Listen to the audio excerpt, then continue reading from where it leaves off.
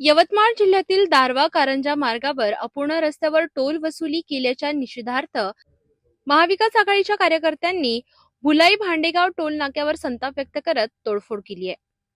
मिळालेल्या सविस्तर माहितीनुसार यवतमाळ जिल्ह्यातील दारवा कारंजा मार्गावरील भुलाई भांडेगाव दरम्यान असलेल्या टोल नाक्यावर अपूर्ण रस्त्यावरही टोल वसुली सुरू असल्याने स्थानिक नागरिक आणि कार्यकर्त्यांमध्ये तीव्र नाराजी होती।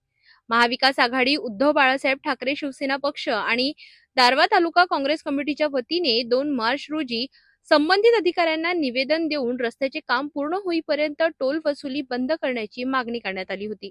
मात्र निवेदनानंतरही टोल वसुली सुरूच राहिल्याने संतापलेल्या कार्यकर्त्यांनी टोल नाक्यावर धडक देत प्रशासनाला जाब विचारला।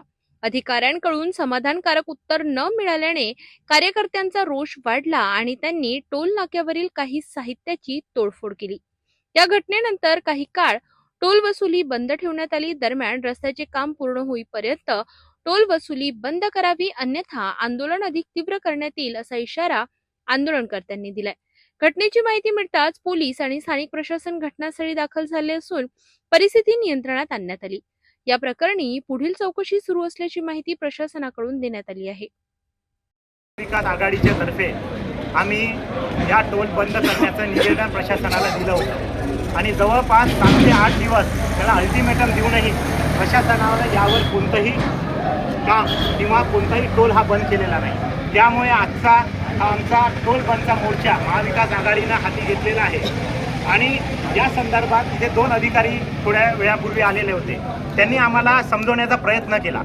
खऱ्या अर्थाने डिग्रस, दारवा आणि कारंजा या भागातला या रोडचा हा टोल इथे स्वीकारत आहे, पण खऱ्या अर्थानं जर आपण पाहिलं तर डिग्रस आणि दारवा इथे 80% सिमेंट रोडचं काम झालेलं आहे आणि दारवा ते कारंजा इथे कोणतंही काम नाही। जवळपास 10 ते 15% काम झालेलं असूनही पूर्ण 100% टोल हा दारवा, कारंजा आणि यवतमाळ जाणाऱ्या लोकांकडून हे नाहक त्यांना त्रास होईल अशा पद्धतीनं टोल वसूल करण्यात येत आहे। त्यामुळे यांना त्वरित आम्ही सांगितलं की आजच्या आज हा टोल बंद व्हावा, कारण हा अन्यायकारक आहे। कारण की कारंजा ही फार मोठी बाजारपेठ आहे शेतकऱ्यांसाठी। सातत्यानं दारवा असो, आर्णी असेल किंवा यवतमाळची इथून रहदारी शेतकऱ्यांची सातत्यानं चालू असते। त्याच्यामुळे कारण नसताना जर हा टोल त्यांच्याला लागत असेल, हा अन्यायकारक टोल आजच्या आज बंद होण्याकरता आम्ही हा मोर्चा स्वीकारलेला आहे। आजच्या आज आपल्या माध्यमातून एवढंच सांगेन की यानंतर जो कोणते वाहन या टोलच्या माध्यमातून येणं जाणं करेल त्यांनी कोणीही टोल देऊ नये असं आहे महाविकास आघाडीच्या माध्यमातून